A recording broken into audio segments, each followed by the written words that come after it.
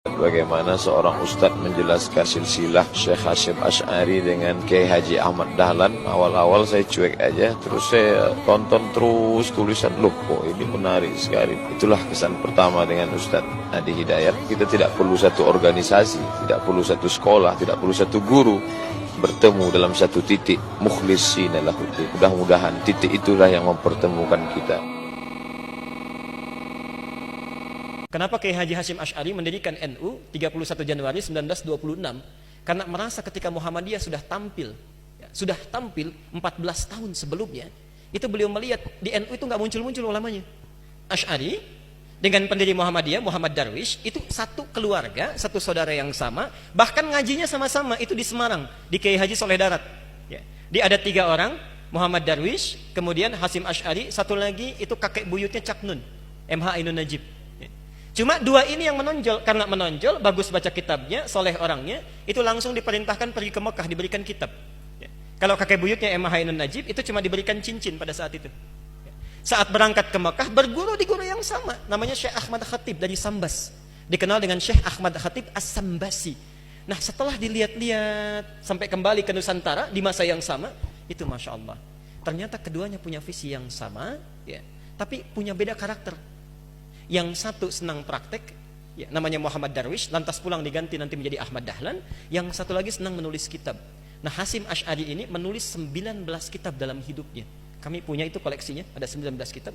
Nah, sebelum beliau menulis dan mendirikan Nahdlatul Ulama itu, kayak aja Ahmad Dahlan kan senang praktek. Begitu pulang, menafsirkan surat Al-Ma'un, tidak tunggu nulis buku. Selesai kajian, buka pakaian luarnya, keluarkan uang yang dibawanya, sampaikan pada masyarakat, bikin rumah sakit, bikin pesantren, bikin sekolah, bikin macam-macam praktek.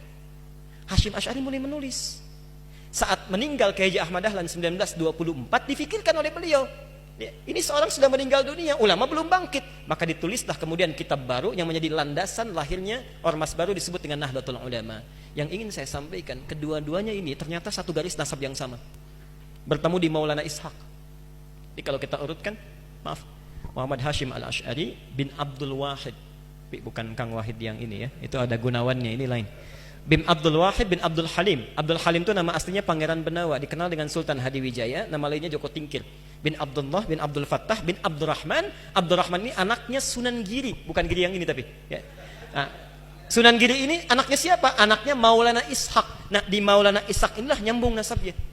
Kiai Haji Ahmad Dahlan bin Kiai Haji Abu Bakar bin Kiai Haji Sulaiman bin Kiai Murtado bin Demang Jurang Juru Kapindo bin Demang Jurang Juru Sapisan bin Kiai Gerbek bin Maulana Ishaq.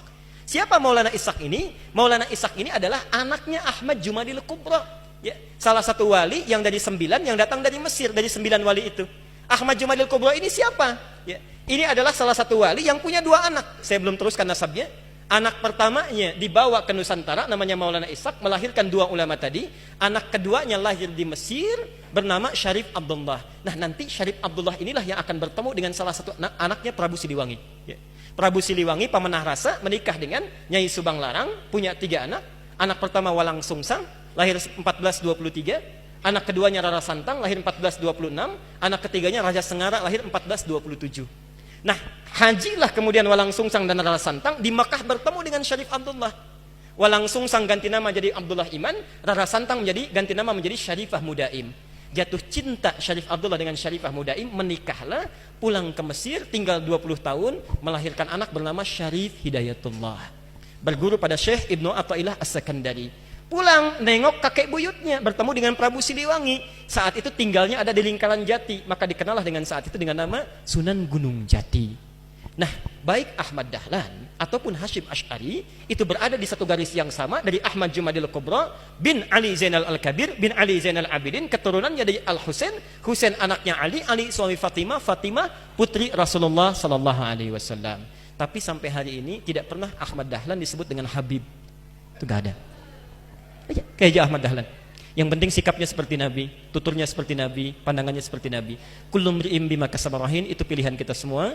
Mudah-mudahan pertemuan hari ini kita menjadi baik seluruhnya. Kita bermohon pada Allah Subhanahu wa taala seluruh para asatidzah, dai-dai, para ulama kita, terkhusus Ustaz Abdul Somad dijaga oleh Allah Subhanahu wa taala dan bisa memberikan pencerahan kepada masyarakat Indonesia khususnya tentang wawasan-wawasan keislaman yang luas yang dengan izin Allah Subhanahu wa taala itu semua bisa menghadirkan kenyamanan dalam beribadah, ketentraman bagi hubungan antar masyarakat, dan yang paling kita harapkan dengan itu semua masyarakat Indonesia akan lebih beragamis, dekat dengan Allah, bisa memaksimalkan nilai-nilai keislaman dalam kehidupan. Assalamualaikum warahmatullahi wabarakatuh.